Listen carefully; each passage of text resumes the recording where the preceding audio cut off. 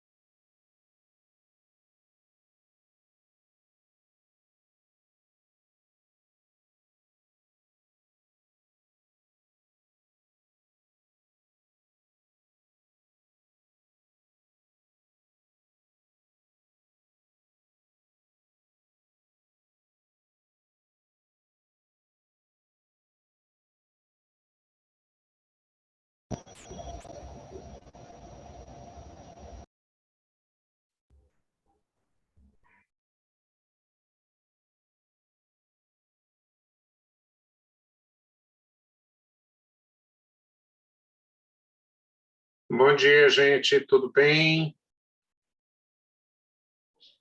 Bom dia, professor, tudo bem? Tudo bom? Bom dia, tudo bem? Não me esqueci do seu pedido, não. Até segunda, lembrado por e-mail. Já estou fazendo um levantamento. Eu não estou ouvindo, professor. Sim, ó.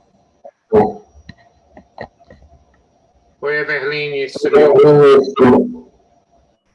Alô? Eu acho que tem algum áudio aberto aí, está dando interferência. Uma mistura. Sim, eu estou lhe dizendo, Everline, que até segunda-feira eu lhe mando por e-mail. Tá certo, Tá bom? tá certo. Tá certo. Obrigada. Ok.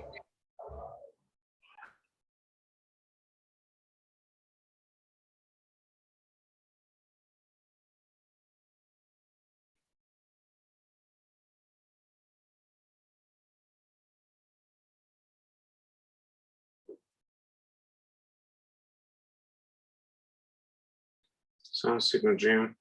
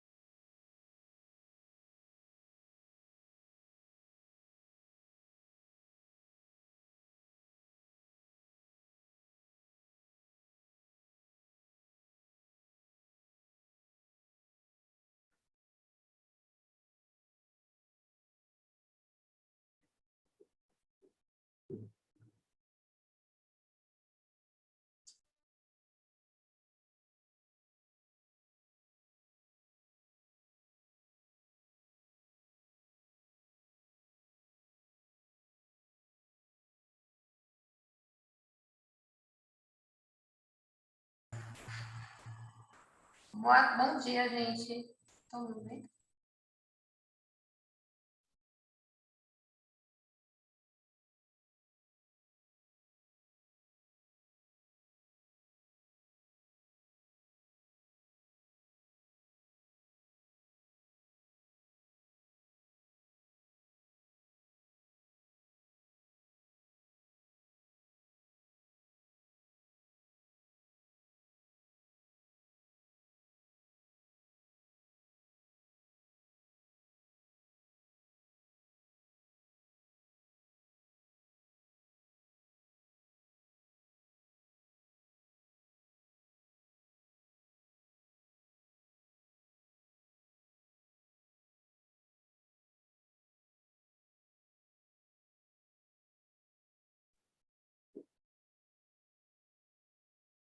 Olá, gente, tudo bem? Vocês me ouvem?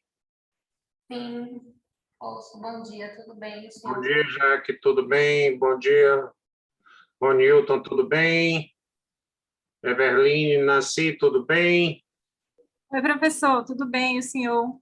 Tudo ótimo, graças a Deus, tudo bem. Hoje, Edival, tudo bem? Tudo bem, professor? Tudo bem, Bruno, tudo ok, Luciano?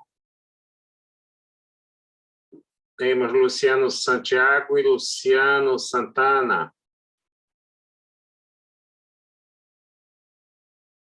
Tá bom, gente? Ok. Vamos hoje... Bruno, ok, respondeu aqui no chat. Bom, Luciano também, né? Ok. Vamos hoje focar de modo mais direto uma questão que normalmente tem sido confundida na doutrina nacional, que são os atos discricionários. E oi, Reinaldo, tudo bom? Tudo bom.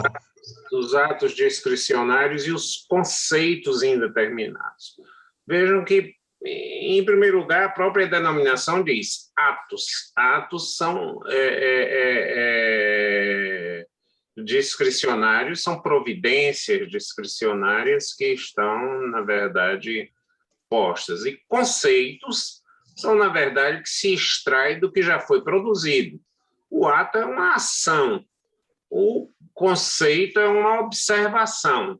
Então, se eu disser que um ato é resultado de uma ação, ato, enquanto que o conceito é resultado de uma observação. Atos são objetos de ação, atos discricionários ou vinculados, são objeto de ação, enquanto que conceitos são objeto de verificação, de observação.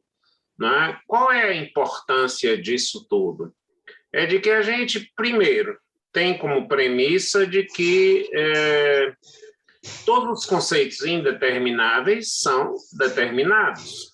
Não faria nenhum sentido eu criar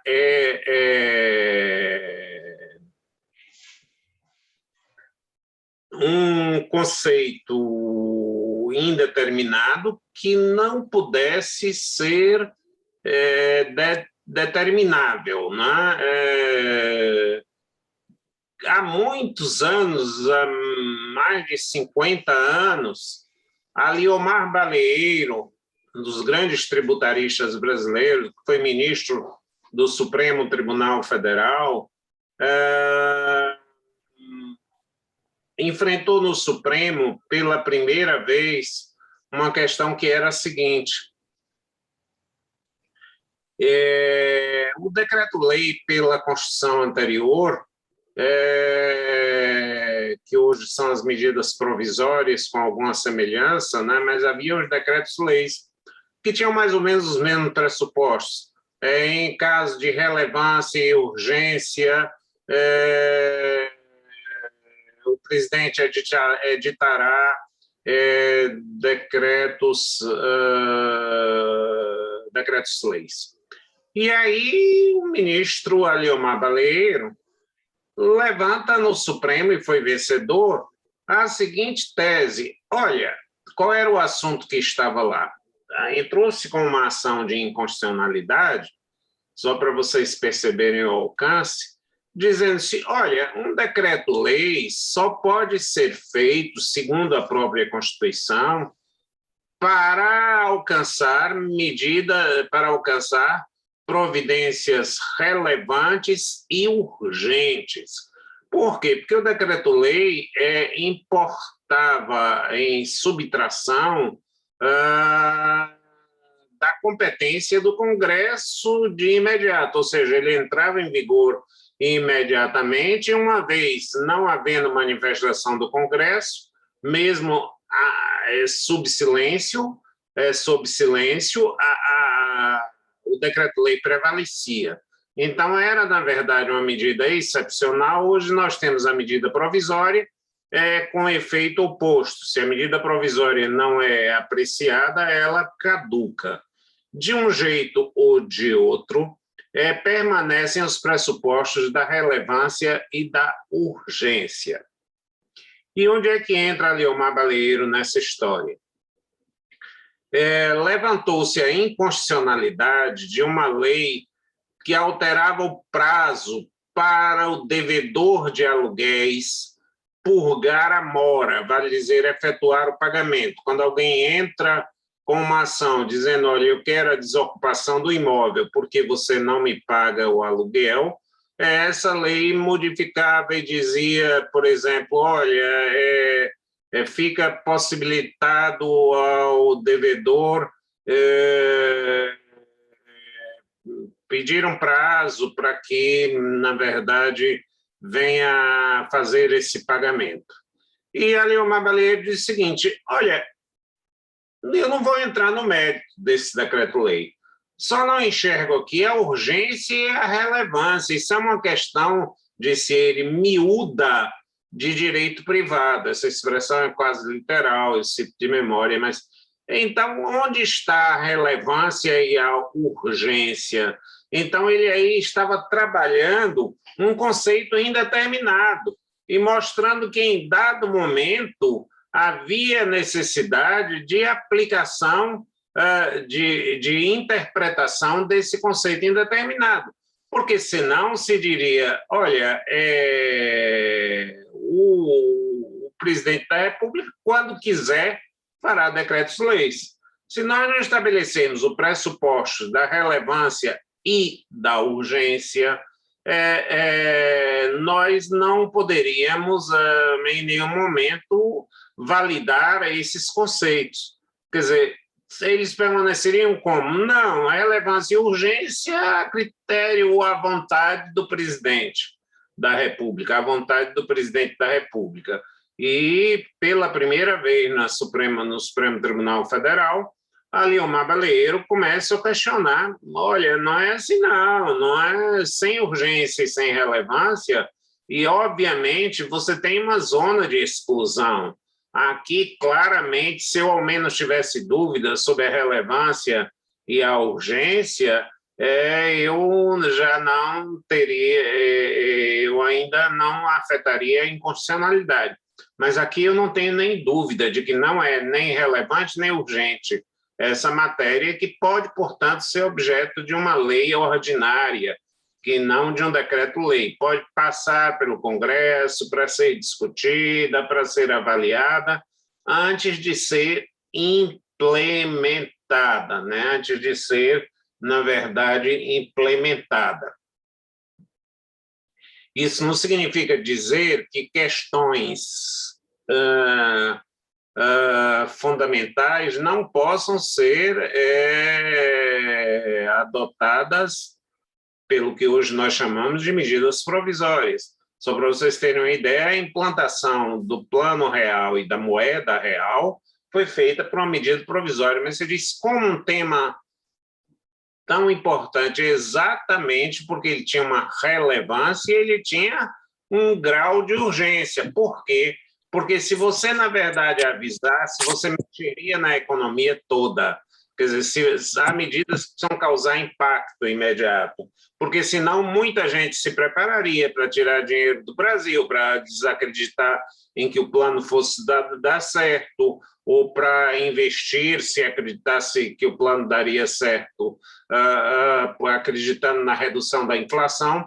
Em suma, era incompatível o anúncio prévio e antecedente da implantação do plano. Então, o que nós queremos dizer é que os conceitos indeterminados estão, digamos, na apreciação dos precedentes, ou seja, de quais são as situações precedentes que efetivamente vão gerar a aplicação desses conceitos. Precedentes e até presentes, né? E isso nós chamamos de diagnose, ou seja, tal como o médico que faz o diagnóstico, né? Para fazer o diagnóstico, você verifica quais são os sintomas e depois você vai para o prognóstico. É o caso de medicamentos, ou então é o caso de cirurgia, ou é o caso de um tratamento dentro dessa situação. Vejam, por exemplo, no caso da Covid, nós temos um diagnóstico. é um vírus mutante, né? Como é próprio dos vírus, né? E esse é o diagnóstico. Agora, qual é o prognóstico? Como tratar a COVID? Com tratamento precoce, com vacina, ou prevenindo com vacina? Ou qual é a forma, na verdade? Aí nós estamos no campo da prognose, nós estamos, na verdade, no campo do prognóstico. Lembrem-se, por exemplo, se você faz uma aposta na loteria, você faz um prognóstico, né? Porque você imagina como vai ser ou qual, digamos, a medida que deve ser tomada. Por exemplo, na Universidade Federal da Bahia, tivemos um prédio construído que foi diagnosticado como uma construção mal feita, com uma construção com grandes erros. E então, cabia estabelecer-se um diagnóstico. Vamos recuperar esse prédio ou é melhor abandoná-lo, demoli-lo e construir um outro a partir desse momento? Vejam que nesses dois instantes estão presentes o diagnóstico e o prognóstico, né? Diagnóstico, saber que o prédio está com risco, portanto, que não pode ser habitado nem pode ser utilizado, né? Porque, em suma, as bases de fundação não estavam boas, a construção também, o material empregado era de última categoria e daí por diante. Bom, e aí a questão era a seguinte: vamos implodir o prédio ou vamos, na verdade, aproveitar e recuperar esse prédio? Esse é um diagnóstico. Às vezes, nós fazemos, como no Brasil nós não temos o hábito de diferenciar essas situações, e muitos tentam dizer que isso não é um conceito jurídico, eu estou convencido de que é, na verdade, porque na aplicação, na ação da administração, ela não pode agir fora da norma do direito, ela, na verdade, não pode praticar a antijuridicidade em sentido mais amplo, né? Então, vamos imaginar, nós tivemos um belo dia a demolição do estádio da Fonte Nova. Qual era o diagnóstico? É de que ela era inservível para a Copa do Mundo. Quais eram os prognósticos possíveis? Reformá-la ou, se os custos fossem maiores, demoli-la. Eu tenho muito receio que no Brasil, onde não se faz um controle rigoroso dessas ações, de que a opção mais fácil é demolir, porque as construtoras têm forte interesse, têm forte pressão no sentido da demolição, porque além do ganho com a demolição, tem, sobretudo, e o mais importante, o ganho com a reconstrução. Então, mais do que nunca, nós precisamos ter ferramentas jurídicas que possam avaliar ou chegar a um diagnóstico constante. Então, tanto o diagnóstico quanto prognóstico comportam pelo menos 3 etapas que eu vou anunciar depois que a Everline faça a sua intervenção. É isso, Everline? Vamos lá. Mas, bom dia, professor. Agora, eu tenho medo de atrapalhar seu raciocínio, porque não é diretamente relacionado a isso. Então, eu concluo e em seguida vou para você, tá? Sei. Bom, no diagnóstico e no prognóstico, nós temos o objeto do diagnóstico, ou seja, o que é que eu vou diagnosticar? Uma construção bem feita ou uma construção mal feita? Ou seja, uma construção segura ou uma construção insegura? Uma construção adequada ou uma construção inadequada? Qual é o meu método de diagnosticar? O meu método de diagnosticar será, na verdade, a medição das vigas de sustentação, a funcionalidade dela, a compatibilidade com o espaço. E qual é o resultado desse diagnóstico? Bom, o prédio está comprometido ou não? Ele apenas precisa de um reforço estrutural dentro de determinadas situações ou precisa de medidas corretivas. Há diagnósticos que são, na verdade, não feitos no momento adequado, ou não feitos adequadamente, e que geram grave dano para a administração. Se vocês olharem, por exemplo, forem ao centro administrativo e junto ao prédio do Tribunal Regional Eleitoral, existe uma grande área já construída que seria o prédio do Tribunal Regional do Trabalho. Seria o prédio do Tribunal Regional do Trabalho. Pois bem, obras avançadas, mais de 50 milhões de reais gastos naquela obra, decidiu-se abandoná-la, paralisá-la. Olha, não vale a pena os custos que nós vamos ter, nós não temos orçamento para ter esse custo. E em breve vai se ter que, no rumo em que as coisas vão, talvez um dia o diagnóstico seja, na verdade, o de demolir. Mas por falta de o prognóstico seja demolido, por falta de um diagnóstico adequado de quanto ela poderia custar. Esse diagnóstico, por exemplo, envolve elementos, digamos, que contribuem para a formação do jurista, embora não sejam necessariamente jurídicos, no sentido mais próprio da palavra, embora eu ache que, na verdade, jurídico é tudo, psicológico é tudo, social é tudo. Eu vou explicar isso para que vocês não pareçam que, na verdade, é.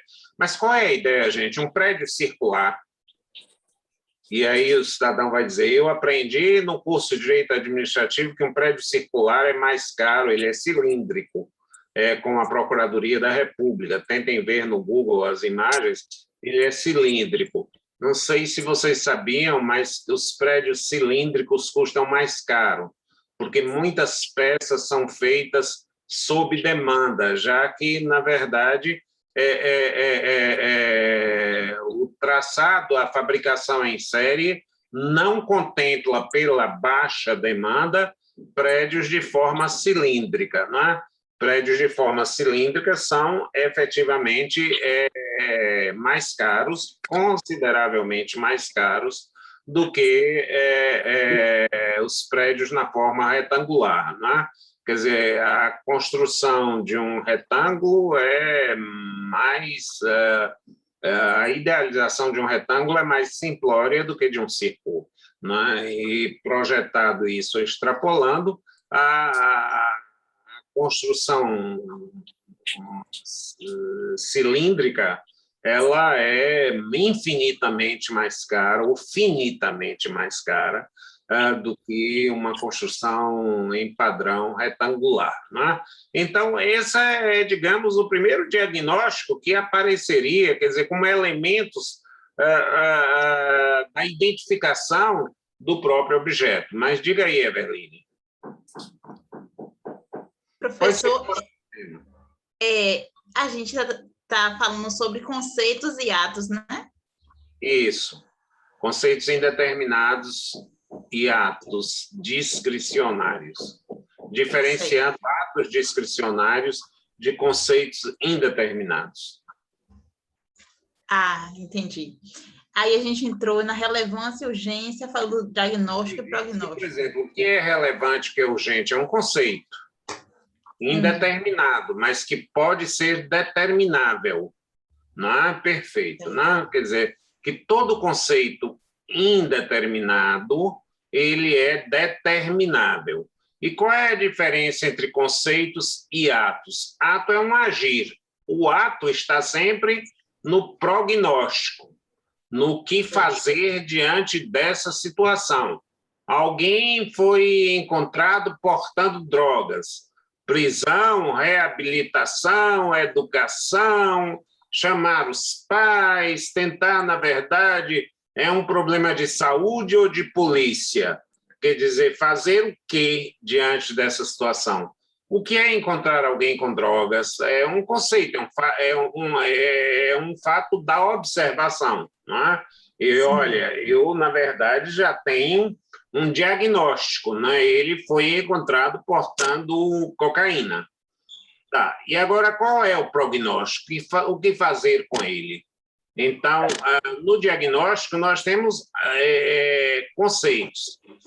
Tá? No prognóstico, nós temos atos, nós temos ações. Então, essa que é a importância da diferença entre conceitos e atos. Né? Os conceitos estão na diagnose e os atos estão na prognose. Né?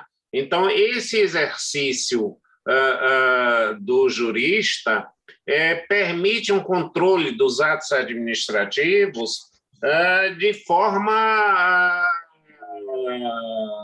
muito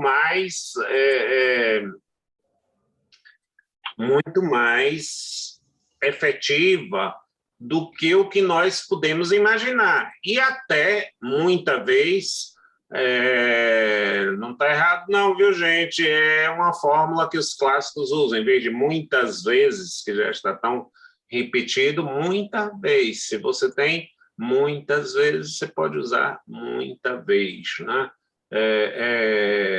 Então, nós não nos damos conta de que essas operações são fundamentais e necessárias. Quer dizer, nós só podemos construir um bom prognóstico com um diagnóstico adequado,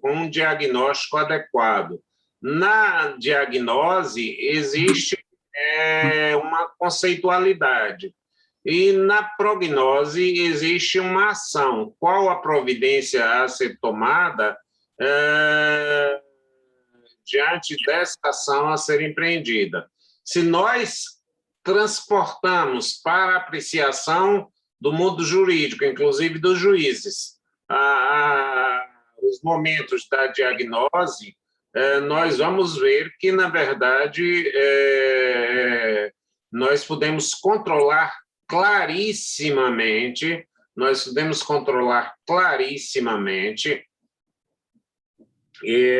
determinados atos administrativos. E vejam, às vezes eu vou dar um exemplo propositadamente chocante, propositadamente impactante. Essa é uma forma de fazerem as coisas. Então, de como a diagnose e a prognose podem nos surpreender.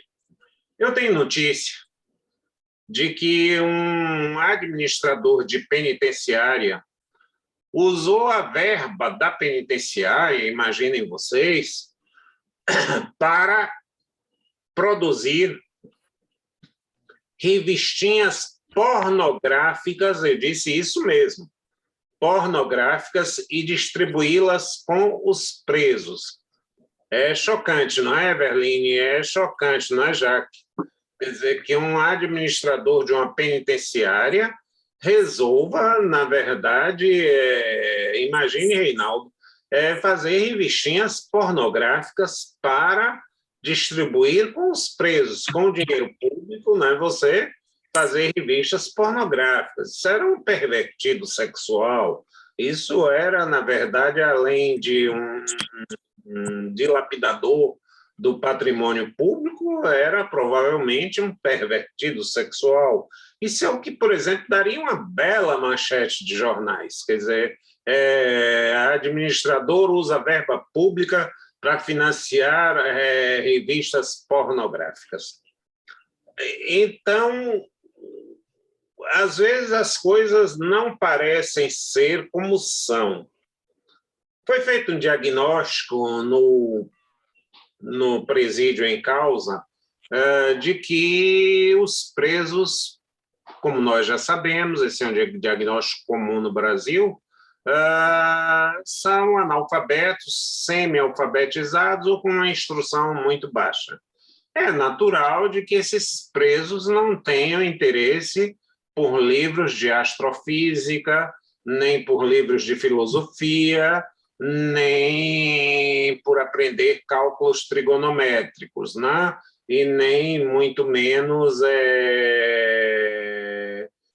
aprender uma equação mais simples ou conhecer profundamente a história das guerras mundiais ou daí por diante. Não é a leitura que agrade aos presos, que motive os presos. Como havia um público 100% masculino, chegou-se à seguinte situação, nós estamos aí no campo do diagnóstico. Esses presos leem com mais facilidade revistas superficiais e com muita curiosidade e interesse pelo próprio estado de solidão, revistas pornográficas. Foi um acaso onde se descobriu que uma revistinha pornográfica estava circulando no presídio e, no primeiro momento, se apreendeu essa revista, porque era um material que não podia entrar, etc. Aí veio a ideia do administrador. Estávamos em plena época das campanhas de combate à AIDS. E ele encomendou revistas pornográficas, onde, no contexto e na historinha, por exemplo, a mulher, quando ia ter relações com o homem, dizia não sem camisinha. Sem camisinha não dá, não sei das quantas. E aquilo, na verdade, atingia uma leitura com aquela mensagem subliminar constante em todas as publicações. Isso atingiu efetivamente um público adequado. Vejam que aí você já não pode, salvo usando uma moralidade pessoal ou alguma outra coisa, né, imaginar que tenha sido um prognóstico totalmente incorreto, né? Quer dizer, se você tem como meta mais importante combater a AIDS, e se o veículo que você tem para combater a AIDS não é um veículo de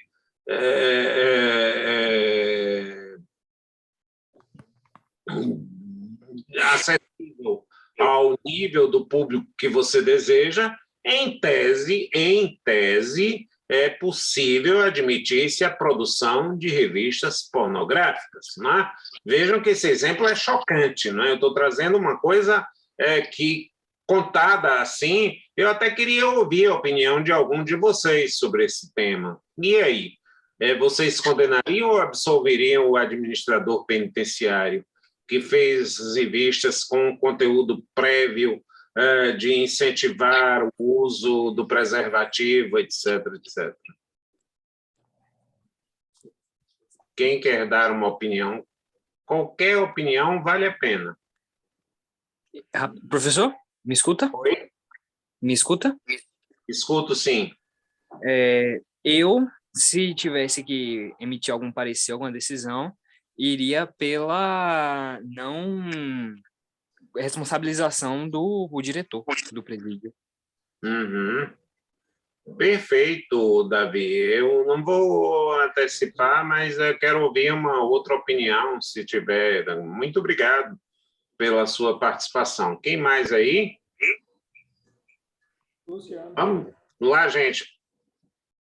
O senhor está me ouvindo? Eu também concordaria, professor. Absolveria o diretor do presídio, porque é até uma certa forma de controlar os ânimos dos presos. Então, funcionaria como uma forma de acalmar esses ânimos dos presos, também pela questão, claro, de educação, pela questão de passar conhecimento sobre as doenças sexualmente transmissíveis, mas também pelo fato também de eles estarem clausurados, sempre ficam mais estressados, etc. e tal. Então, poderia ser uma forma de acalmar os ânimos dos presos. Jaque, o que você pensa disso, Jaque? Professor, eu estou com meus colegas. Na verdade, assim, bem particularmente, eu não absolveria. Acredito que deva ter algum departamento, né, capaz para fazer esse tipo de campanha, vamos dizer assim. Não cabe a pessoa que fez isso fazê-lo. Minha opinião, eu acho que eu condenaria, viu? sei, você está levantando uma questão de competência, mas, por exemplo, a administração dos presídios, ela exige que você, na verdade, contribua com o bem-estar dos presos, a saúde dos presos e alguma coisa. Então, imaginemos que esteja, como está implícito nas atribuições de um diretor de presídio, garantir a saúde dos presos. E que a questão da AIDS é um problema sério de saúde, é uma questão muito séria de saúde. E agora eu antecipo um pouquinho, mas acho importante. Quem mais queria se manifestar? Eu gosto da opinião de Jaque, faz um contraponto aí. Vai lá, Reinaldo. Prof, provavelmente, quando rolou esse papo, quando as revistas foram descobertas, circulando lá, o administrador deve ter tido muita dor de cabeça, né? Em termos do tipo, deve ter sido acusado de malversação de verbas, etc. E tal. E ele deveria ter uma boa, vamos dizer assim, uma boa explicação para o que tinha feito. E eu acho que é justificável, sim, tá? Porque ele, na amplitude, até onde ele poderia ir, eu acho que, considerando, né, já que você teve o cuidado de colocar, vamos dizer, as justificativas, você mesmo já fez a defesa dele, então a gente não precisa nem falar muita coisa aqui, porque eu acho que dentro das justificativas que o professor apresentou, eu acho que é perfeitamente execuível, né? Então, acho que ele agiu correto, sim, porque ele tinha... Bom, ficou bem claro naquilo que você está colocando. Ele fez o diagnóstico e está propondo uma solução, né? Aliás, é o mínimo que se espera de um gestor público, tá?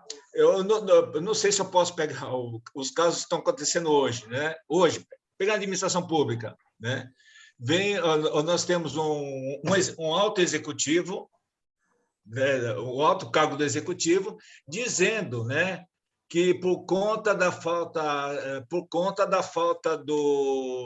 de fertilizantes, do preço dos fertilizantes da China, etc. e tal, no ano que vem nós teremos um problema de de falta de produtos no mercado.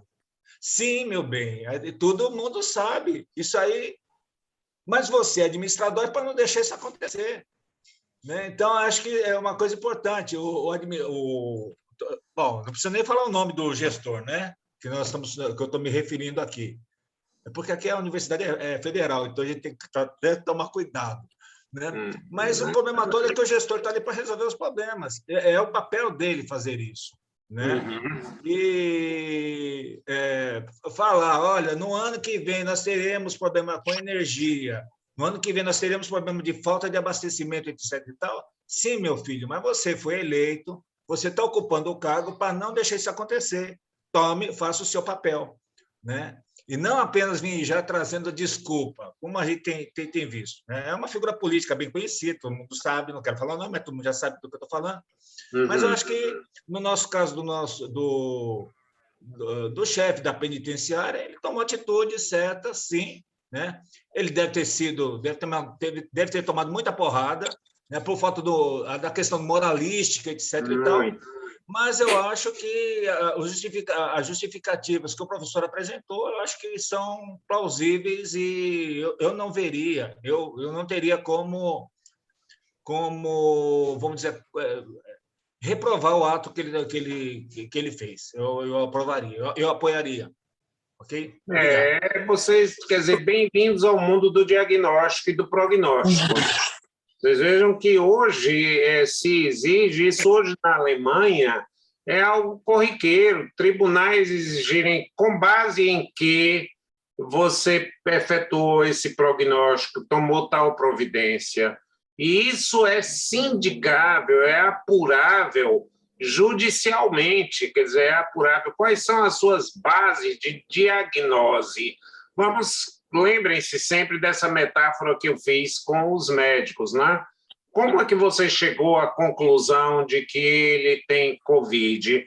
Olha, ele tem tosse seca, ele tem febre, ele tem perda de apetite, ele tem, em suma. Bom, então você, na verdade, usou. Qual foi o método que você percebeu para verificar isso? Eu fiz o PCR, que é considerado... E qual foi o resultado que chegou? Ele tem comprometimento pulmonar de 20%. Bom, então isso justifica um prognóstico de hospitalização? Não sei, realmente, concretamente não sei, mas um médico, um administrador sabe que, na verdade, é essa coisa. Então, quando você trabalha com prognóstico, você estabelece um juízo de probabilidade, né? Você estabelece um juízo de probabilidade. Então, se eu assentei, a primeira base que eu trouxe para o gestor de administração penitenciária é o nível intelectual dos presos, né? É o nível intelectual dos presos. Na época do movimento de 64, havia muitos presos políticos, doutores e pessoas que tinham cometido crimes de opinião, né? Então, essas pessoas liam livros de filosofia, etc., de história, de matemática, de química, em suma, de quaisquer áreas, ou de muitas áreas, pelo menos, né?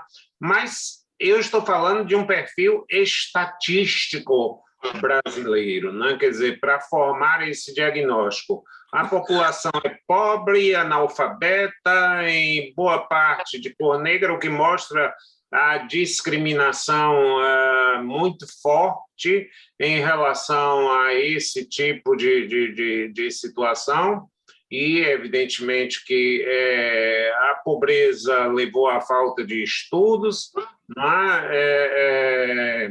E a situação de negro a uma série de discriminações e de acesso social. Por exemplo, a universidade triplicou o número de pessoas negras depois das chamadas cotas, né? Triplicou o número de pessoas negras nas universidades depois das cotas. Para mim, foi o movimento social mais relevante dos últimos tempos, né? Foi você admitir ou você estabelecer uma desequalização. Então, a primeira base de que nós temos, eu agradeço aí ao Newton, que preferiu se manifestar, ele diz, se for um material educativo, não vejo problema. A forma mais efetiva de comunicar com esse público é o mais importante. Eu acho que é por aí, não é, o Newton? A forma. Então, um erro de diagnóstico pode levar a um vício de prognóstico, né? Um vício de prognóstico e, portanto, a ação administrativa ficará sujeita à censura judicial, né? A censura judicial.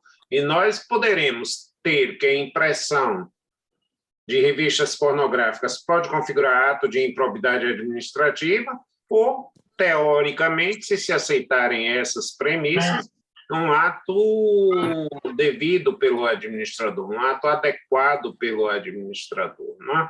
Nem sempre fazer um diagnóstico ele é possível, possível sempre o diagnóstico possível é sempre possível, ou seja, é sempre factível, né? Mas não é simples, ou a gente imaginar aí como uma vez, uma frase maravilhosa que eu aprendi. Eu fazia direito constitucional e eu não sei se meu professor, por cinismo para nos testar, mandou que fôssemos fazer uma visita à Câmara Municipal e lá visitássemos a Comissão de Constituição e Justiça e entrevistássemos alguns vereadores. E eu fui lá, procurei um dos mais velhos, ele disse, meu filho, aqui tudo é uma questão de prática. Quando eu cheguei aqui, eu tinha uma dificuldade para saber, porque a minha comissão é que diz se uma lei é constitucional ou inconstitucional. E eu tinha uma dificuldade imensa para saber se uma lei era constitucional ou inconstitucional. Hoje eu bato o olho e já sei. Eu bato o olho e já sei logo que uma lei é inconstitucional e que uma lei é constitucional. Coisa que até hoje eu não consegui. Às vezes tem que ter um aprofundamento tão grande. E aquele vereador me parecia um gênio ou um imbecil. Escolham qual das duas hipóteses vocês querem imaginar. Ou ele era um gênio ou era um imbecil. Se eu bato o olho, já sei o que é uma inconstitucionalidade e o que não é uma inconstitucionalidade. Vejam bem, nós precisamos, por exemplo,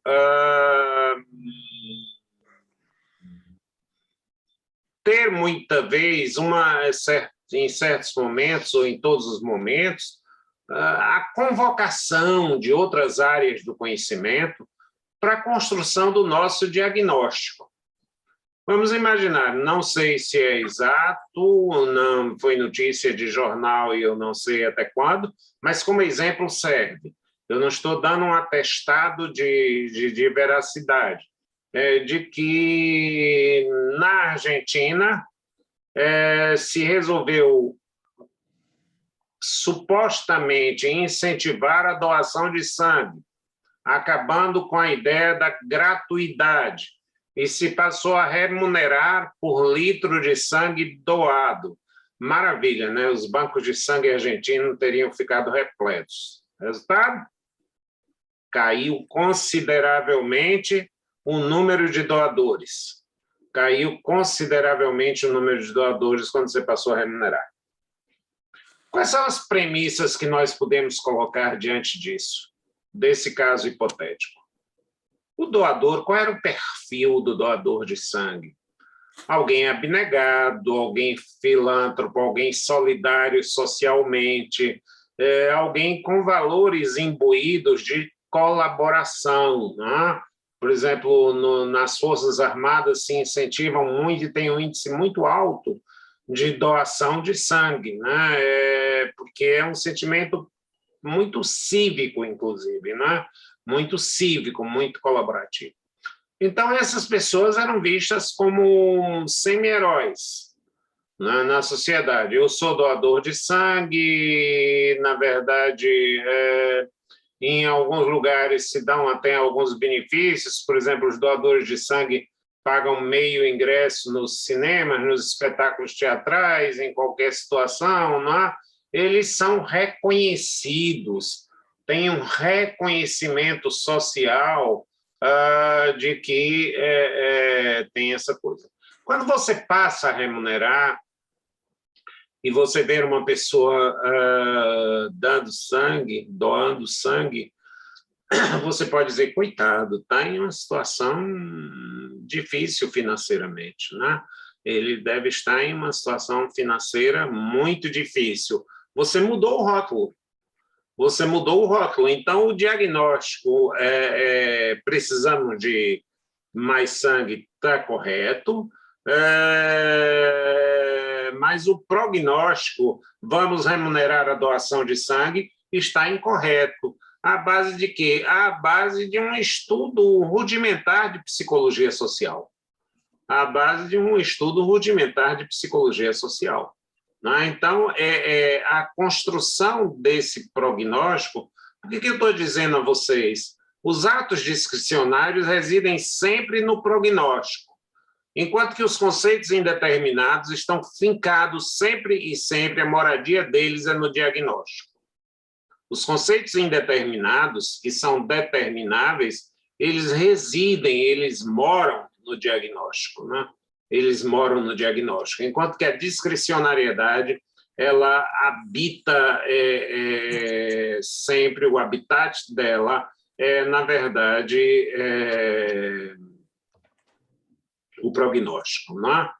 Então, tanto o diagnóstico quanto o prognóstico exigem 3 operações básicas. E isso, não pensem que é folclore. Vai chegar ao Brasil E eu já peticiono, às vezes, olha, qual é a base do prognóstico, qual é, na verdade, o método do prognóstico, o resultado do prognóstico. Né? Alguém quer colocar alguma coisa? Não, né? Professor, Oi? só para deixar claro, então, de acordo com as colocações do senhor, conceito indeterminado e discricionariedade, eles estão situados em polos diferentes? Em momentos diferentes, pelo menos, né? Os conceitos indeterminados são antecedentes, porque estão no diagnóstico, que antecede sempre um prognóstico, né? Enquanto que a ação discricionária ou vinculada ela é consequente. Certo? É interessante sua pergunta, Verline. Quer dizer, nós temos uma relação de antecedente e de consequente. Os conceitos indeterminados podem estar no antecedente. E, evidentemente,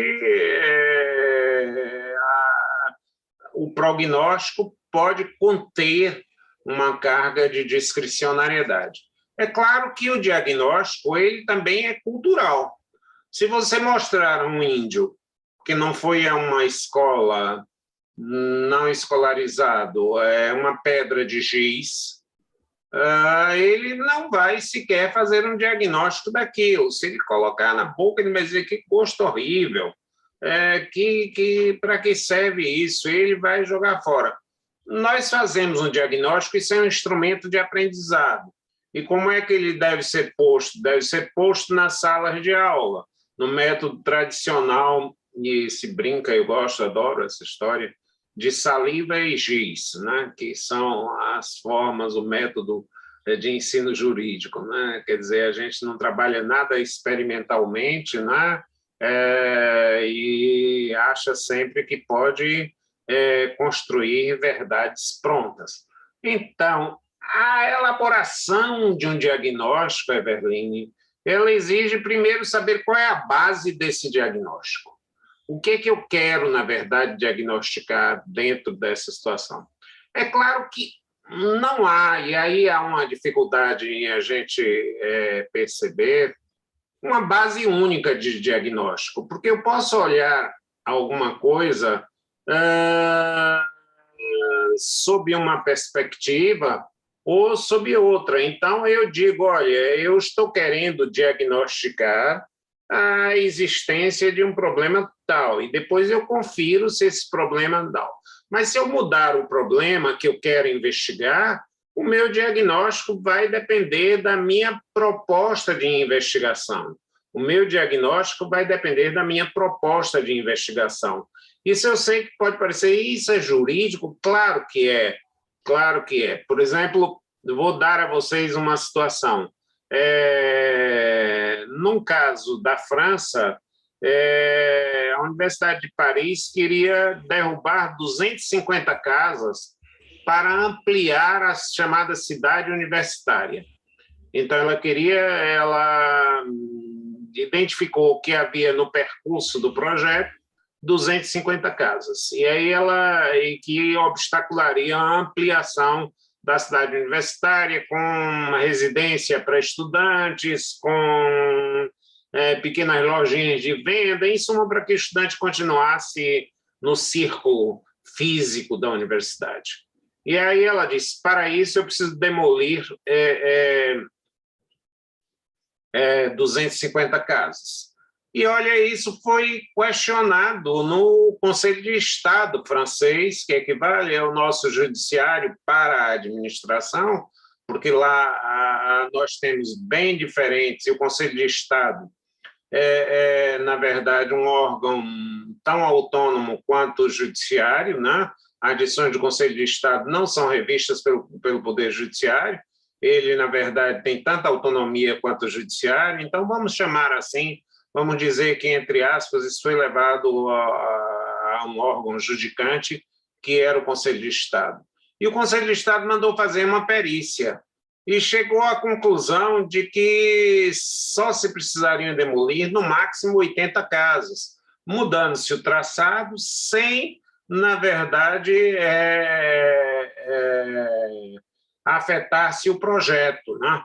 Então, na verdade, aí nós tínhamos um diagnóstico correto, há uma demanda de expansão da área universitária, há uma fragilidade dos serviços universitários por falta de espaço, mas o prognóstico foi visto como incorreto, porque a base do prognóstico e o método do prognóstico gerou um resultado inadequado. Para que sacrificar 170 propriedades inutilmente, né? 170 propriedades inutilmente, né? Então, e a Corte determinou que ela se limitasse, que sim, poderia ser validado, mas que ela reduzisse o número de casas que seriam expropriadas, mantendo a comunidade dentro de um lugar, não é? Isso é difícil de a gente entender no estágio do direito brasileiro,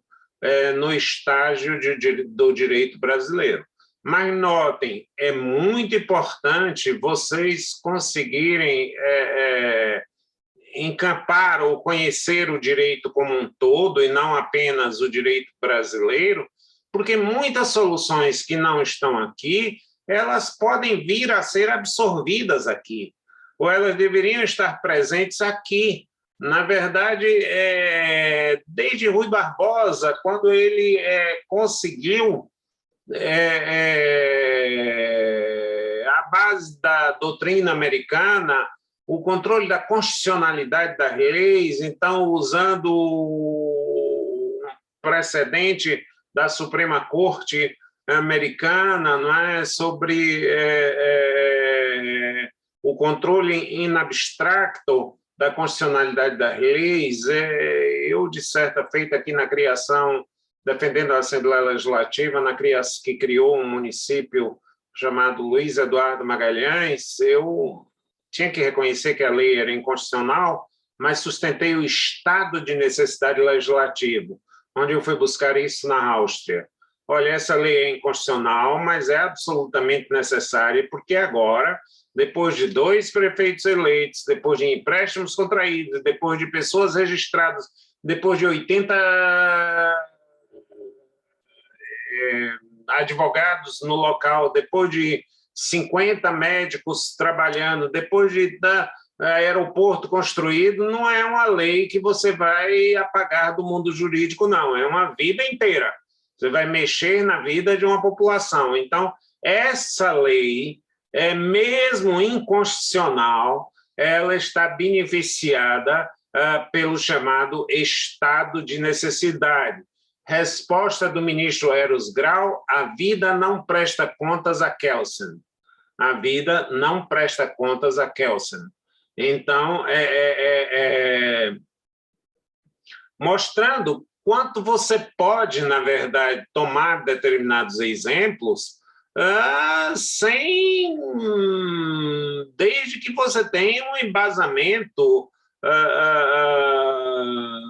para tanto, né? Então, voltando à situação, tanto diagnóstico como prognóstico exige uma base. O que é a base do diagnóstico? O que é a base do prognóstico?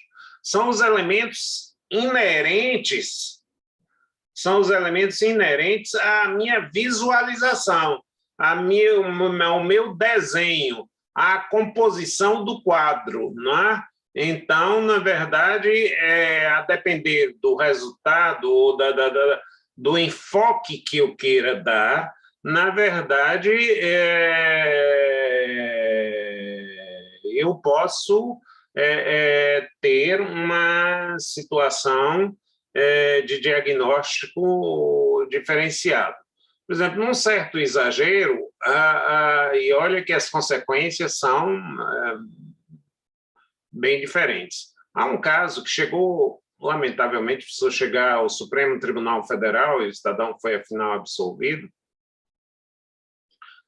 O IBAMA, autuou um fazendeiro por crime ambiental porque ele usou inseticidas e matou umas formigas raras em vias de extinção. Bom, e aí, como eu e vocês suponho, diríamos, eu jamais vou saber que essa formiga está em extinção. Eu sei que ela está, na verdade, afetando minha lavoura. Eu não sou um estudioso para essa situação. Na primeira e segunda instância, o homem foi condenado por crime ambiental, por, na verdade, fazer isso. Já o diagnóstico no Supremo mudou.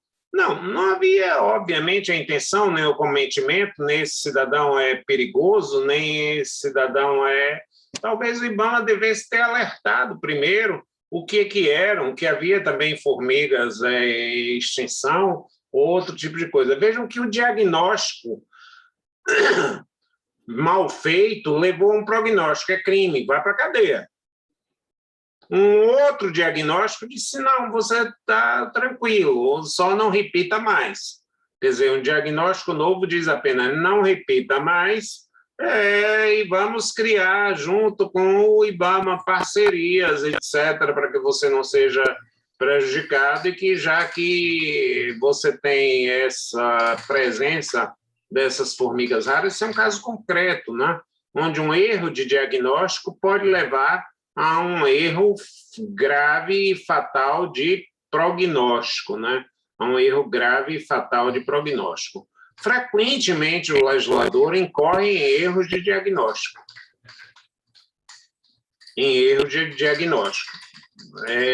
Quando ele avalia mal uma situação e ele, na verdade, projeta uma consequência na lei que, às vezes, é desastrosa, né? Que a lei, às vezes, tem efeitos desastrosos. Por exemplo, leis excessivamente protetivas diagnosticam de modo aparentemente correto de que determinadas pessoas precisam de uma maior proteção. Mulheres grávidas, por exemplo, precisariam de uma licença maternidade não de 3, mas de 6 meses, etc, etc. Agora, perguntem às mulheres se elas querem essa licença de 6 meses, porque, inevitavelmente, o mercado de trabalho vai se fechar para elas. Porque o cidadão diz, olha, se ela engravidar por ano, uma vez ou a cada 2 anos, eu tenho, além das férias, eu terei que ter... Há um projeto de lei para ampliar para 6 meses. E os efeitos colaterais disso daí? Qual é o prognóstico que eu posso fazer dos efeitos que essa lei vai efetivamente gerar, né? Que os efeitos que isso vai efetivamente gerar, né? Eu, por exemplo, não tenho dificuldades, e eu estou falando com muita tranquilidade. Trouxe, vou baixar já. 2 advogadas já tiveram e eu dei os 6 meses, porque, na verdade, podia fazer trabalho home office, fizemos uma adaptação, etc, etc. Mas estou dizendo que, de um modo geral, o empregador, se tem alguém que vai trabalhar na limpeza, diz, olha, você engravidou a segunda vez, aí ele vai tentar, sob a ótica capitalista, dizer, eu quero agora um servidor do sexo masculino. Eu vou dar, às vezes a gente pensa que são exemplos só grandiosos, ou que são, na verdade,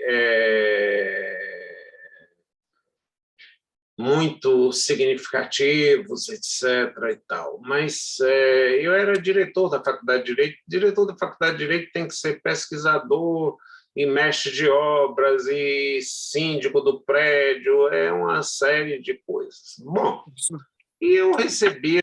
Oi, Davi. Professor, perdão a interrupção. Eu que eu fiquei um pouco confuso nessa parte. O senhor, então, você está falando sobre convalidação de nulidades e inconstitucionalidades em atos administrativos.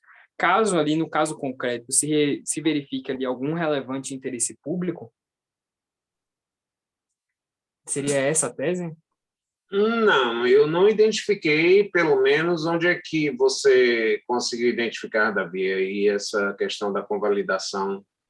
É que o senhor estava abordando sobre atos inconstitucionais, ditos inconstitucionais, que acabam sendo relevados e tolerados por Ah, conta sim, do aí pelo estado de traria. necessidade, sim, sim, sim, sim, sim, Davi, com certeza.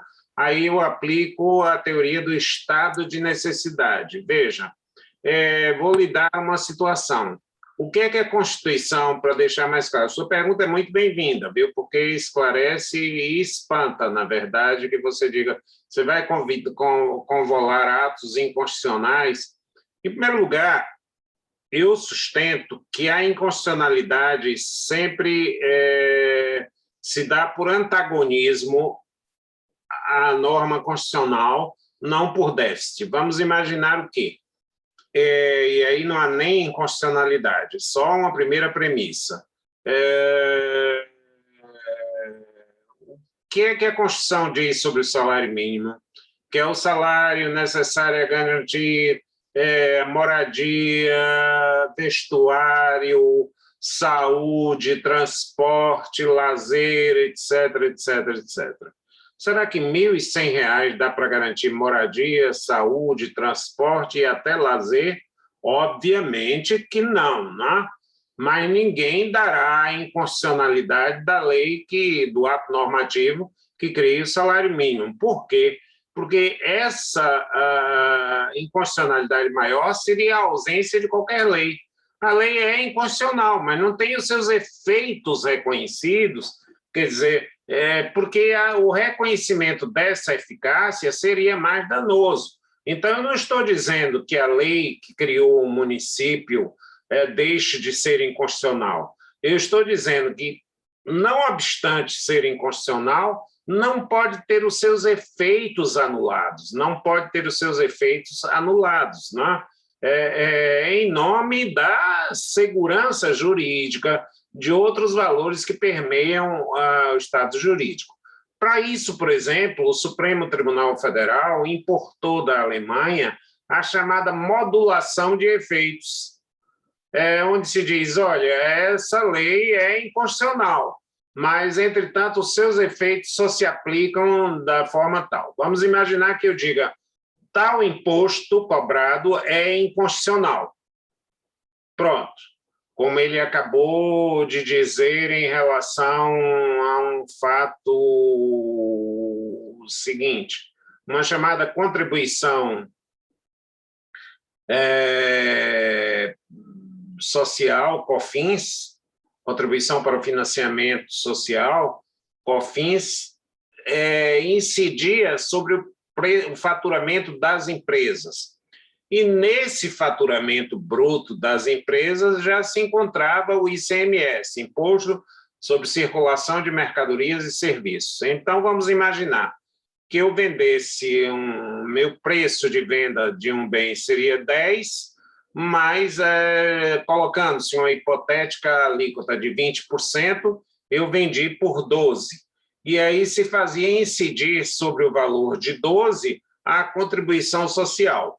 O que o Supremo disse? Olha, isso é inconstitucional, porque o faturamento dele, o próprio Estado, quem fez artificialmente gerar um faturamento, já que esse valor ele é apenas um repassador desse valor para o Estado, então é inconstitucional incidir o COFINS sobre a base do ICMS, sobre o valor cobrado de ICMS. Mas ele não disse, olha, devolvam-se todos os valores cobrados desde o início. Ele disse, daqui por diante, você que paga, vai ter que pagar com a base de cálculo menor.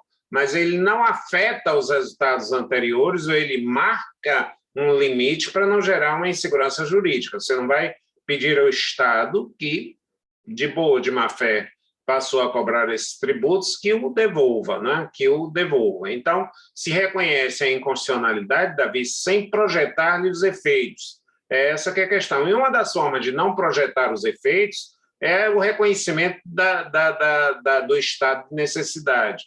Eu vou, por exemplo, trazer o caso austríaco. A Constituição austríaca prevê que o parlamento será formado de regiões de tantos a tantos habitantes, de 5 a 8 deputados, região de tantos a tantos habitantes, de 10 a 15, região de tantos habitantes, de 3 a 5. E, na verdade, veio uma lei eleitoral que jogou por terra todos esses parâmetros constitucionais e, à base do prestígio político, aumentou, ampliou a representação de uns, reduziu as de outros. E a Suprema Corte austríaca diz, olha, isso é inconstitucional. Mas se eu reconhecer que isso é inconstitucional, nós vamos ter inúmeros deputados que não estão eleitos e nós não sabemos nem quais seriam os eleitos e eu teria que dissolver o parlamento e fazer eleições gerais novas, obedecidos os parâmetros da Constituição. E ela diz, essa norma é inconstitucional, não obstante o estado de necessidade da permanência dela, pelo menos até esse mandato, é inevitável. Eu não posso, na verdade, fazer aplicar essa lei pela inconstitucionalidade. Não sei se dá para entender, Davi, se você consegue ou se você quer voltar para... Eu consegui entender bem, professor. Obrigado.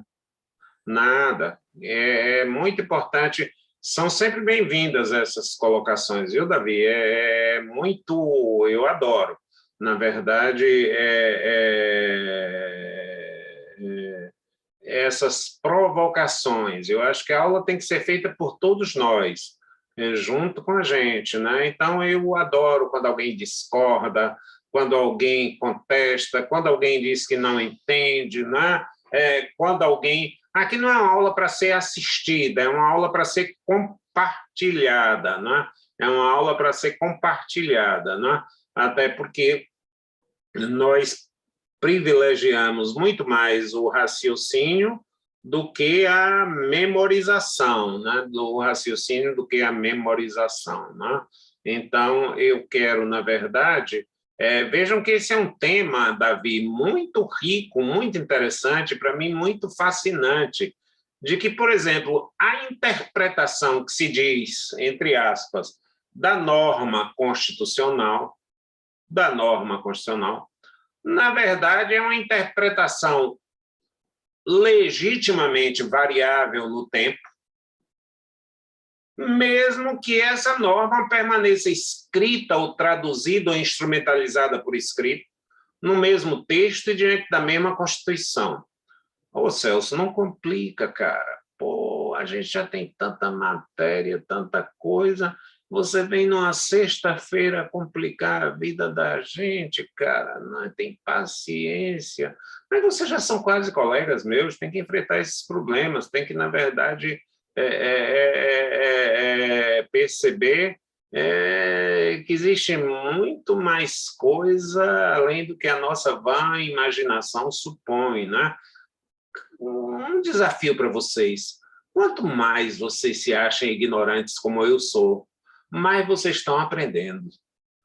Quer dizer, quanto mais você diz, puxa, eu não sabia, puxa, eu não conhecia isso, puxa, eu não tinha, na verdade, cogitado dessa hipótese. E aí, Davi, eu queria trazer um modelo. Aí, quando eu falo em Davi, eu falo também em Alexandre, em Ronildo, em Reinaldo, em Jaque, em Eberline, em Luciano, em Andressa, em suma, no contexto. Havia, de novo, uma lei austríaca que dizia o seguinte: as mulheres têm direito a uma pensão equivalente a X%, 70%, se não me engano, não estou preocupado com isso, do que percebiam os seus maridos em vida. Então, quando elas se tornarem viúvas, elas teriam uma pensão equivalente a X% do rendimento dos seus viúvos. Igual direito terão os homens se demonstrarem a sua dependência em relação às mulheres. Bom, essa lei era do início do século passado, e quando foi lá para o final do século passado, década de 70, década de 60, 70, não estou seguro, mas isso não prejudica o exemplo, nessa década de 60 e 70, entrou-se com a ação de inconstitucionalidade, dizendo, olha, Por que que o homem tem que provar que era dependente da mulher e a mulher não precisa provar que é dependente do homem? E a resposta da corte não foi uma resposta simplória. Ela disse: encaminhe seu departamento de estatística com a seguinte pergunta: qual era o percentual de ocupação do mercado de trabalho das mulheres desde a criação dessa lei até o momento atual? E a resposta, claro que em gráficos, em números, mas a conclusão era mais ou menos a seguinte: no início do século passado, o número das mulheres ocupando o mercado de trabalho era o que os físicos chamariam de um DX, ou seja, era um número desprezível, absolutamente desprezível. As mulheres se ocupavam das tarefas domésticas, né? Não se preocupem, não, a igreja já chegou a discutir se as mulheres tinham alma ou não, né? Claro que há muitas desalmadas por aí, né? Mas esse tipo de situação, instituições que se dizem beneficentes ou de grande valor só permitiu o ingresso de homens. Outro dia eu estava ouvindo dizer que foi preciso uma ação judicial para o Rotary Club permitir o acesso de mulheres. Foi por via de uma decisão judicial nos Estados Unidos, né? Então, a Igreja Católica não temos sacerdotisas, somente sacerdotes. Quer dizer, o que faz de diferente que uma mulher não pode desempenhar esse tipo de coisa? Dizem até, que eu não sei se é lenda, que no Japão sushi é feito sempre por homem, porque a temperatura das mãos e vão por aí nessas loucuras que a gente conhece, né? Então, uma entidade disse: por que a discriminação, exigindo-se a prova da dependência do homem, não da mulher? E se disse: a mulher não ocupava o mercado de trabalho. Depois da Segunda Guerra Mundial, e nos dias atuais, à época do julgamento, as mulheres já ocupam 40%, 45% do mercado de trabalho. E aí estávamos diante da mesma lei, da mesma Constituição, mas a Corte disse o seguinte: a lei era constitucional na sua origem, porque era uma presunção válida de que exigisse da mulher a prova da dependência, era, na verdade, provar-se que a chuva molha. Não é? Era óbvio que as mulheres eram dependentes dos seus maridos. Todavia, no estágio atual da nossa sociedade, essa premissa não é exata. As mulheres já não são dependentes dos maridos em grande escala. Então, eu vou fazer um apelo ao legislador. E aí surge a figura do apelo ao legislador. Eu lhe dou 1 ano para você modificar essa lei, ou para dispensar a prova da dependência, ou para exigir de ambos a prova dessa dependência. Essa lei está a caminho da inconstitucionalidade. Vejam essa questão. O que mudou a lei, a Constituição, não o tempo. Então, essa lei está a caminho da inconstitucionalidade. Com a mesma lei, com o mesmo tempo, obviamente não era o caso, mas poderia ter sido até com os mesmos juízes, que um dia declararam ela já foi constitucional e se tornou inconstitucional. Percebem esse exemplo? Qual é a variável que mudou? O tempo, o espaço e o tempo. Não é? Quer dizer, na verdade, uma mesma lei diante de uma mesma Constituição pode ser constitucional aqui e inconstitucional acolá. É que a gente... Me perdoem, no meu tempo era assim, eu não sei se hoje continua, acho que não. Acho que evoluiu muito, o pessoal de direito constitucional evoluiu muito. Mas no meu tempo essas coisas eram bem superficializadas, né? Eram bem, a norma é constitucional ou é inconstitucional e tal, da constitucionalidade das leis. E os grandes problemas, os problemas mais hard cases, os problemas mais difíceis, os problemas mais complexos, não eram, na verdade, provocados.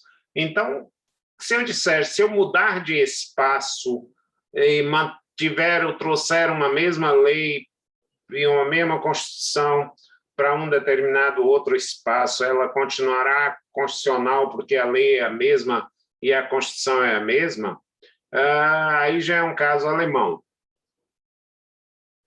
levantou-se que os animais não poderiam ser vendidos pelos trens, por reembolso postal, porque isso era maltrato aos animais que ficavam com fome. Resultado do órgão de estatística: a média de espera dos animais é de 38 minutos. Esse é um número que... Por quê? Porque quem busca esses animais de estimação já espera o trem na estação. Então, normalmente chegam até antes. São crianças que, na verdade, estão na expectativa, na ansiedade em ver, ansiosas por verem o seu bichinho chegar, etc. E aí, eles verificaram também que os trens na Alemanha são pontuais.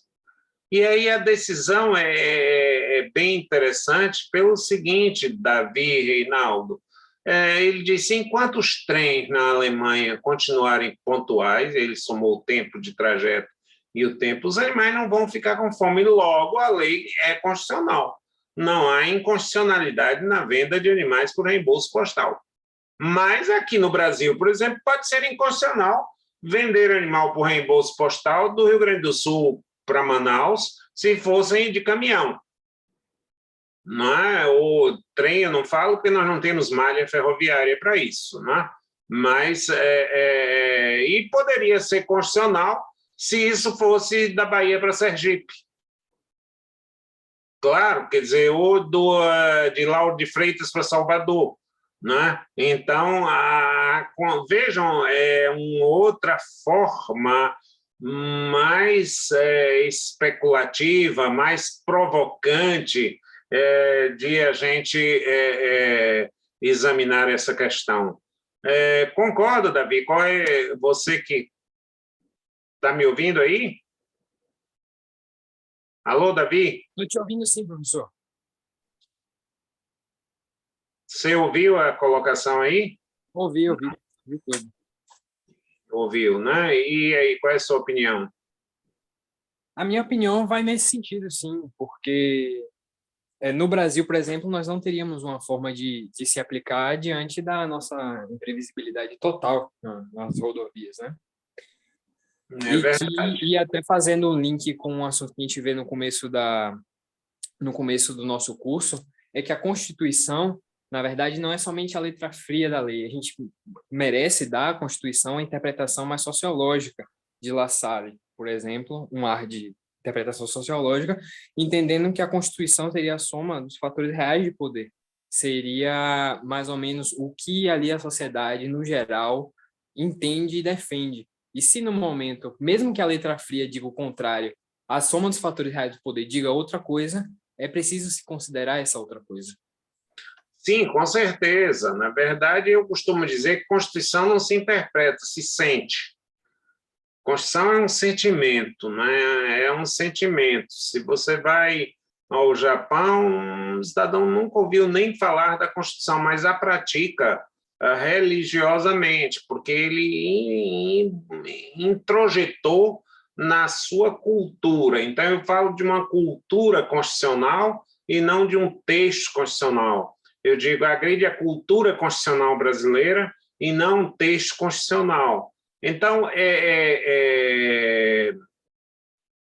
meu Deus, o tempo sempre conspira contra mim, né? E esse tempo na verdade, o meu grande algoz, né?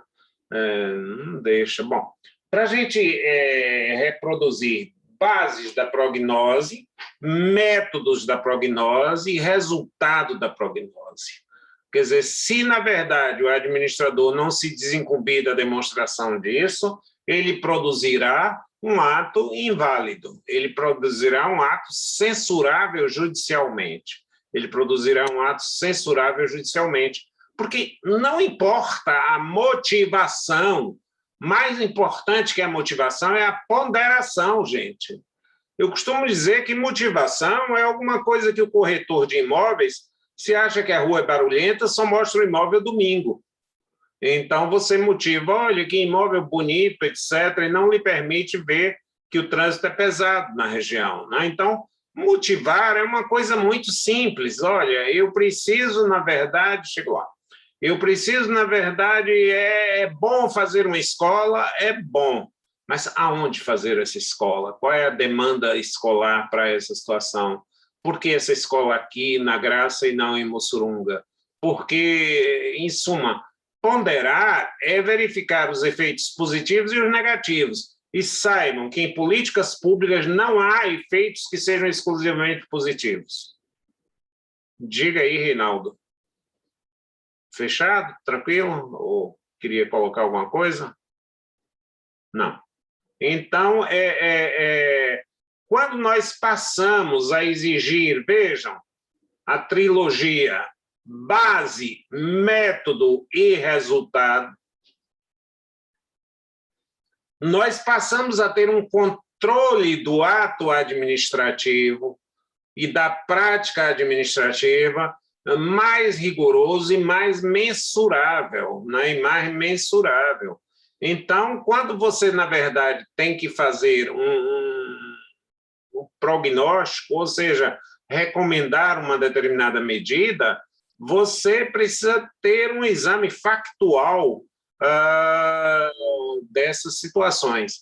Às vezes a gente se habitua a esse raciocínio e acaba já aplicando automaticamente na nossa vida prática. E eu ia dizendo que quando você é diretor, toma conta, e interrompi essa fala nesse sentido. Certa feita eu estava lá e aí comecei a tentar ouvir. Eu usava muito o Facebook para me comunicar com os alunos, porque eles mandavam queixas, etc., e eu respondia ali muito rapidamente, não era... E uma queixa generalizada, eu não sei como estão as coisas hoje, era da sujeira dos sanitários.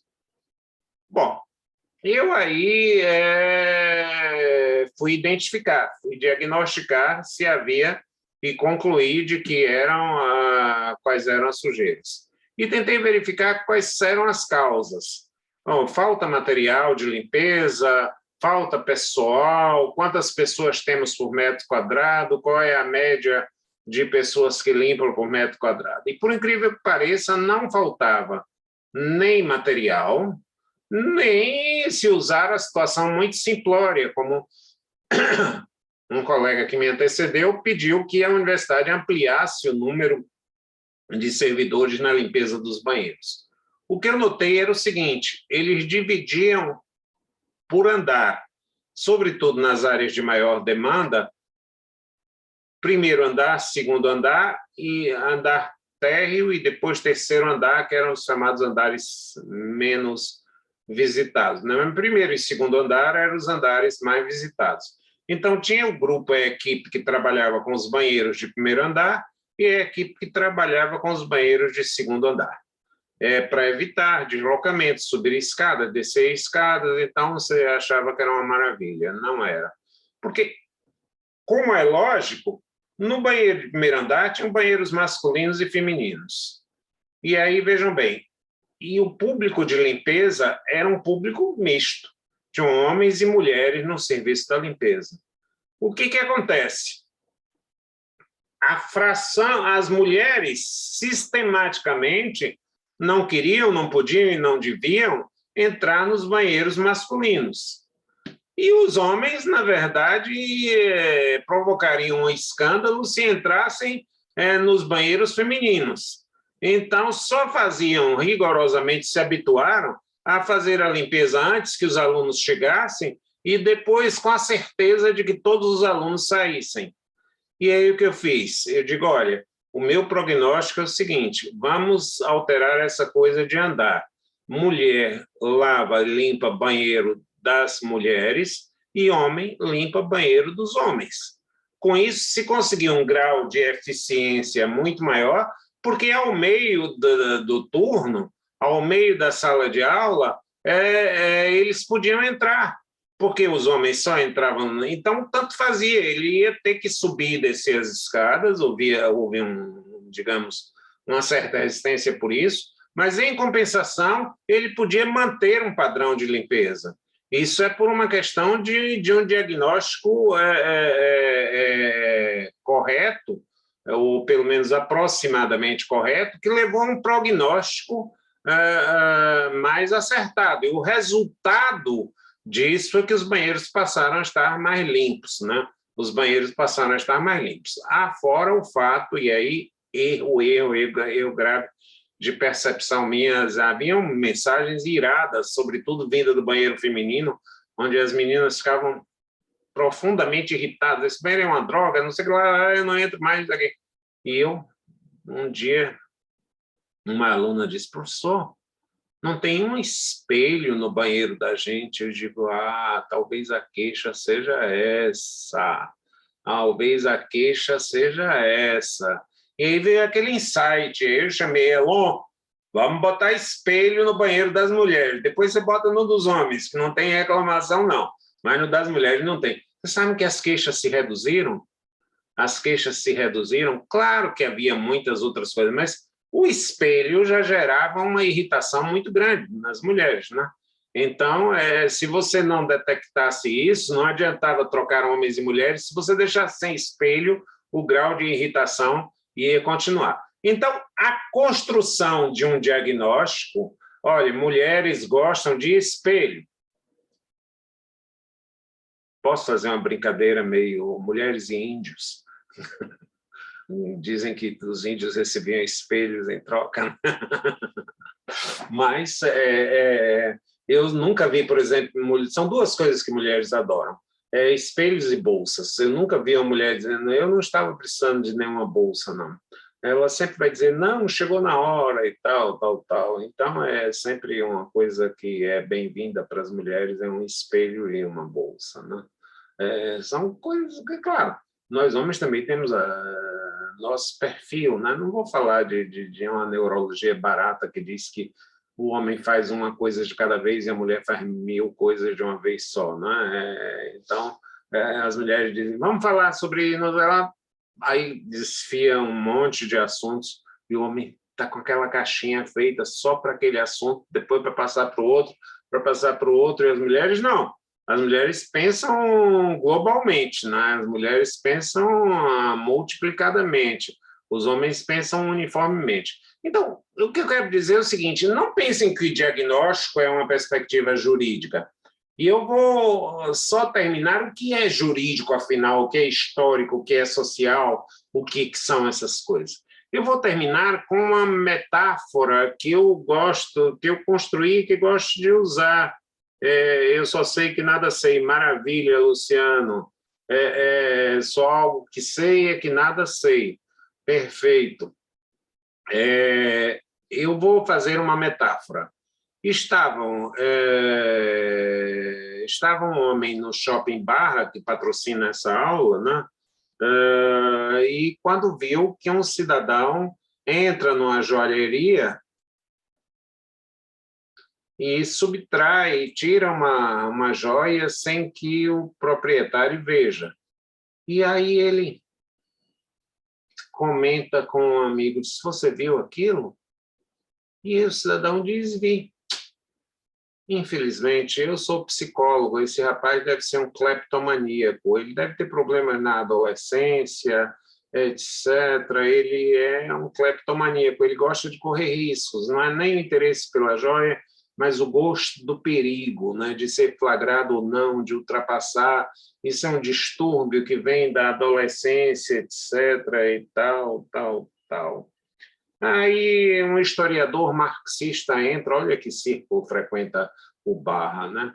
Disse, não, ele é um catalisador das mudanças sociais, ele não aceita a propriedade privada, porque todo um dia vai ser o coletivo. Então, ele é, hoje, um grande herói das mudanças que hão de vir, a coletivização dos bens. Por que esses bens tem que ser de uma pessoa com alto poder aquisitivo, etc., etc., etc., né? E aí entra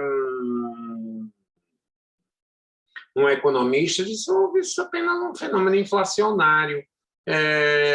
O proprietário das lojas vai sentir a perda e, para compensar isso, vai aumentar o preço das demais para compor, na verdade, esse custo perdido, né? Isso é um fenômeno inflacionário. E chega um sociólogo e diz, sabe o que é? Isso é uma questão de mutação de classes. Como assim mutação de classe? Quem usa joias é a classe mais alta. Então, essa pessoa quer usar um símbolo da classe mais alta, como, por exemplo, a cachaça é um símbolo da classe menos favorecida. Então, tanto que houve até, vocês não sabem, uma propaganda assim, rico também bebe cachaça, um lançamento de uma propaganda de uma determinada cachaça, rico também bebe, acho que era velho barril, ou uma coisa assim, né? Rico também bebe cachaça. Quer dizer, para quebrar a mítica de que a discriminação da cachaça em relação ao pobre e a valorização da joia em relação ao rico, a propósito de cachaça, esse fato é verdadeiro, e me foi contado por um professor meu de Direito Constitucional, Marcelo Duarte. O pai dele foi vereador, um grande professor da faculdade, Nestor Duarte. E havia um vereador também, bem mais popular, o professor Marcelo Duarte era professor de Direito Constitucional, e era um vereador, esse outro, que tinha por apelido Jacaré. E Jacaré era uma marca de uma bebida, de uma cachaça muito famosa à época. E aí ele gostava de falar, e quando tomava umas, então, falava mais do que eu falo aqui. E aí, estava lá no discurso, começaram a gritar, cala a boca, Jacaré, cala a boca, Jacaré. E aí ele disse, vejam, senhores, o que é a pobreza? Eu, porque tomo a minha cachaça, apelidam-me aqui de Jacaré. No entretanto, o professor Marcelo Duarte, todos os dias, está no Bar Oceania, tomando seu uísque e ninguém grita, cavalo branco,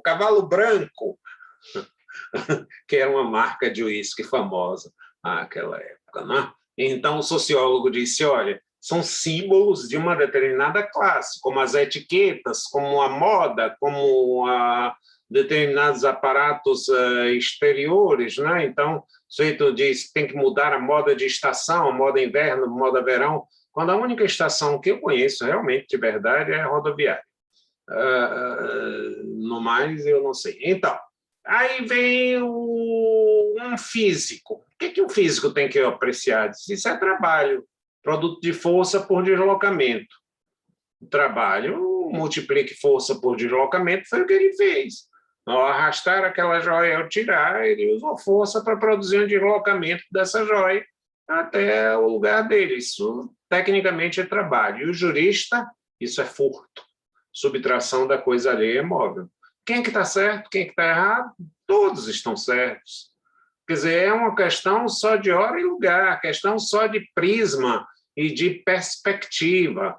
Então, quando eu digo diagnóstico, não se vai formar um diagnóstico exclusivamente com a leitura jurídica. Vai-se buscar o psicológico, o texto e o contexto, senão se vai ter um pretexto, né? Vai-se ter um texto e um contexto, senão vai-se buscar um pretexto.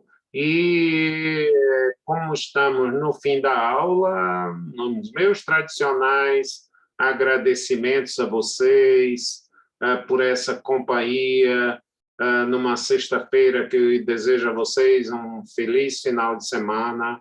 E aí, Reinaldo quer fazer uma colocação ainda. Professor, é só uma atualização. Há 2 semanas atrás, a gente estava aqui numa discussão e eu citei a questão de tombamento, não sei se você se lembra, eu falei do edifício dos azulejos azuis. Que agora disso? É a Casa da Música. Né? Pois é, então essa semana eu passei por lá e eu achei, assim, fizeram um banho de loja, literalmente, né? E ficou muito legal. Então, só estou querendo registrar isso aqui. Né? Estávamos desatualizados. Eu estava muito desatualizado. Também tinha aquela visão da depredação completa. E exatamente. Fizeram uma casa em homenagem à música, o que, aliás, a Bahia é destaque na música, né? Quer dizer, houve uma solução bem inteligente na preservação daquela situação. Gente, muito obrigado a vocês, e um bom final de semana, e até a próxima sexta-feira, se Deus quiser. Obrigado. Valeu, prof. Um bom final de semana. Tchau, tchau, pessoal. E para vocês também, para todos vocês, vou aqui encerrar me despedindo de vocês.